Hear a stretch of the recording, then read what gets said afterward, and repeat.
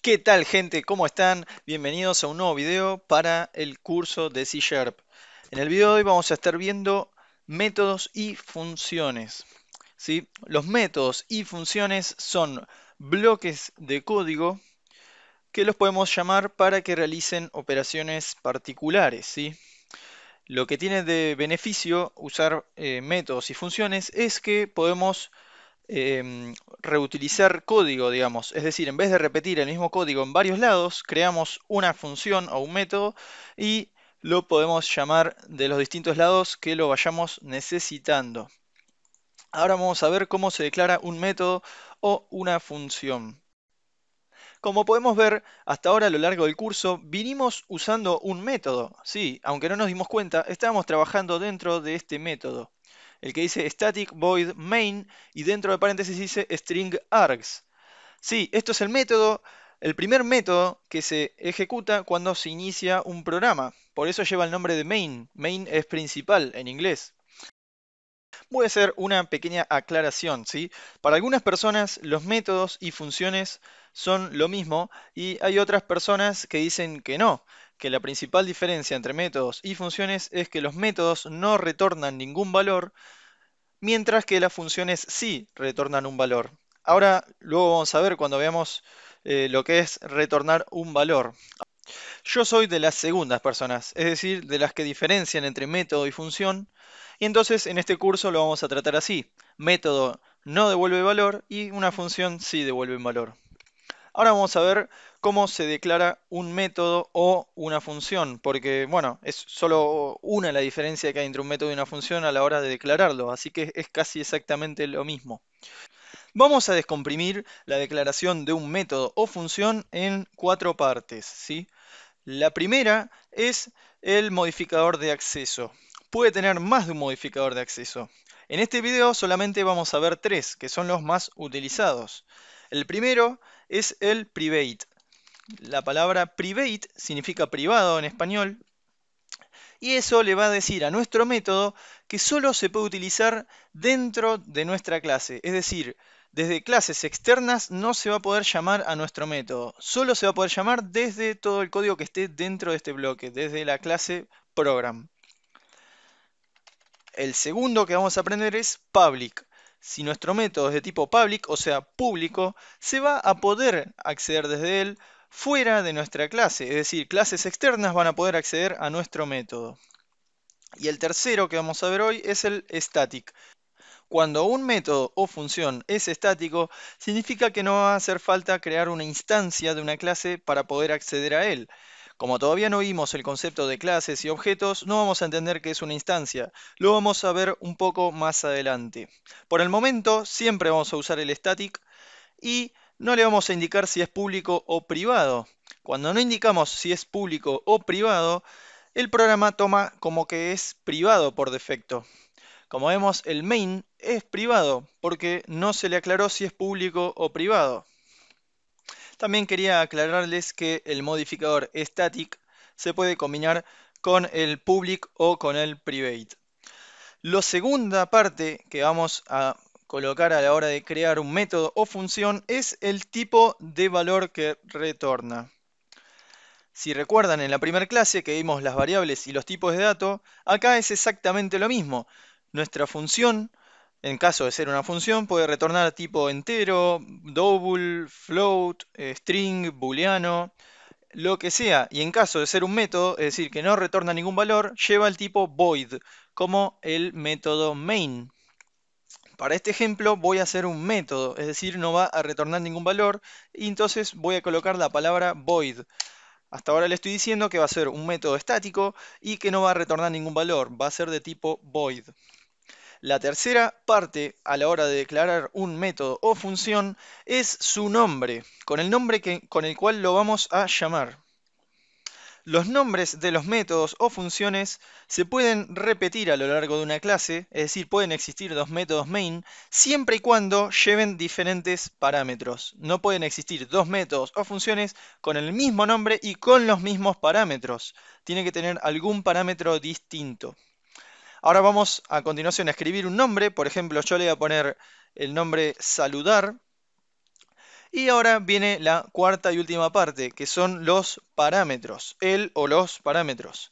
Para ello abrimos paréntesis y cerramos paréntesis, y dentro del paréntesis tenemos que escribir los parámetros.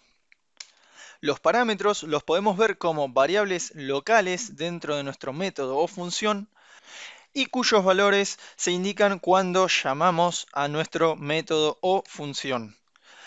Los parámetros son opcionales, es decir, no es obligatorio que un método o función tenga parámetros. Y si no queremos indicarle parámetros, simplemente lo dejamos vacío, los paréntesis, y abrimos y cerramos llaves. Aquí ya tendríamos declarado un método estático que no devuelve ningún valor, por eso es un método, y que no tiene parámetros. En caso de querer agregarle algún parámetro, debemos indicarlo dentro de los paréntesis colocando, como vimos, el tipo de dato. Ya que es una variable, le tenemos que colocar el tipo de dato. Puede ser un número entero, un double, un float, un booleano, una string, una cadena, cualquier tipo de dato de los que ya vimos en la primera clase. Así que acá voy a colocar, por ejemplo, una cadena de tipo string. Y le voy a poner también un nombre. Como es una variable, lleva un tipo de dato y un nombre. Y yo le voy a poner parámetro. A continuación ya tenemos nuestro método creado. Debemos ingresar las líneas de código que queremos que ejecute este método cuando sea llamado. Yo, por ejemplo, quiero hacer que imprima por pantalla el texto que se le pasa por parámetro. Para hacer eso voy a ingresar un console.writeLine y dentro de los paréntesis le voy a poner mi variable parámetro, que es el parámetro que estoy recibiendo. Así que acá ya tenemos creado nuestro primer método con el parámetro de tipo string. Para poder llamar a este método, lo que tenemos que hacer es lo siguiente. Nos dirigimos a nuestro método main, que es el que se va a ejecutar al principio del programa, y borramos la línea que ya teníamos escrita. Ahora debemos de escribir el nombre de nuestro método, es decir, la palabra saludar, que es como así se llama nuestro método, y abrimos paréntesis. Dentro de los paréntesis debemos ingresar el parámetro, que como dijimos es un parámetro de tipo string. Así que aquí adentro, con comillas dobles, vamos a indicar el parámetro que le queremos pasar. Yo, por ejemplo, le voy a poner hola suscriptores, con signos de admiración. Y unas comillas, perdón, un punto y coma al final de la línea. A continuación apretamos Enter y ponemos también un console.readline o readKey para que nuestro programa no se cierre rápidamente. Como vemos, acá ya estamos llamando a nuestro método saludar y le estamos pasando por parámetro un texto que dice hola suscriptores. Si ahora nosotros a continuación presionamos F5 para ejecutar nuestro código, vamos a ver que va a imprimir por pantalla lo siguiente.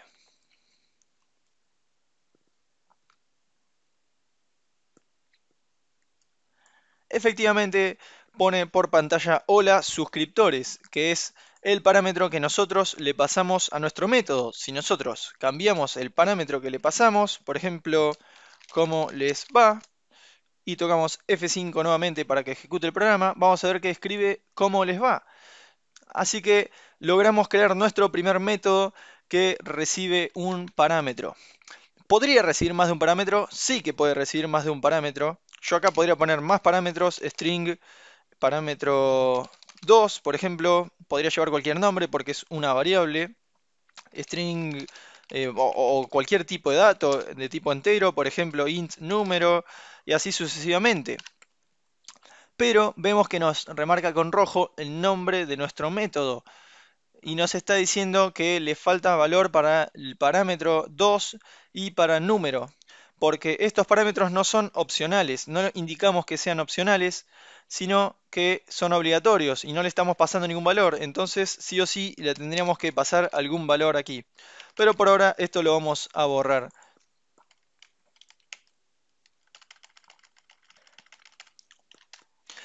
Como vimos, esto es nuestro primer método. Y ahora vamos a crear una función, ¿sí? Hablamos de que las funciones retornan un valor Como podemos ver, este código no está retornando ningún valor, simplemente está escribiendo por pantalla una cadena. Para que retorne un tipo de valor, dijimos que nuestro método, mejor dicho, nuestra función, porque se va a convertir en una función, tiene que llevar un tipo de dato, el tipo de dato que queremos que retorne. Yo ahora voy a cambiar este método que tenemos actualmente, lo voy a refactorizar, le voy a hacer una función y le voy a poner que retorne un número de tipo entero. A continuación le voy a cambiar el nombre, en vez de saludar le voy a poner sumar, ¿sí?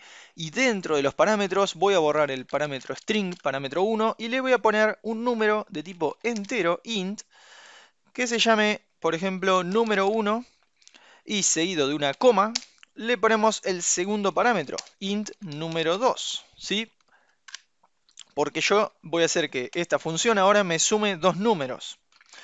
¿Cómo hacer que un método retorne o devuelva un valor? La palabra que se utiliza para retornar un valor es return. Return le va a decir a nuestra función que tiene que retornar lo que escribamos a continuación, ¿sí?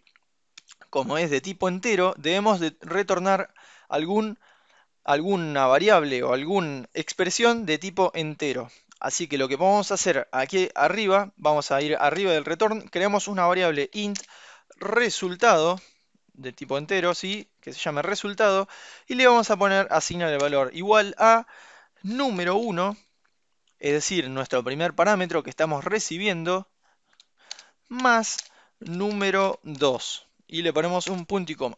¿Qué va a ser resultado? Resultado va a tener la suma de los dos parámetros que estamos recibiendo en nuestra función, ¿sí? Y a continuación lo que vamos a hacer es en el return poner nuestra variable resultado. Lo que va a hacer esto es recibir dos números por parámetro. A continuación va a crear una variable dentro de nuestra función llamada resultado y va a sumar estos dos números. El resultado se va a guardar dentro de nuestra variable resultado y lo va a devolver, ¿sí? Con el return. ¿Cómo hacemos para llamar todo esto? Bueno, nos dirigimos a nuestro método main y borramos lo que habíamos escrito antes, ¿sí? A continuación creamos una variable del mismo tipo que nuestra función, es decir, de tipo entero, y le ponemos un nombre, como por ejemplo resultado. Y ahora vamos a poner que sea igual, es decir, le vamos a asignar el valor de llamar nuestra función, es decir, vamos a poner el nombre de nuestra función sumar. Recuerden que es de tipo entero, le estamos asignando a nuestra variable entera algo que va a devolver un entero. Es decir, le vamos a ingresar un valor entero a nuestra variable.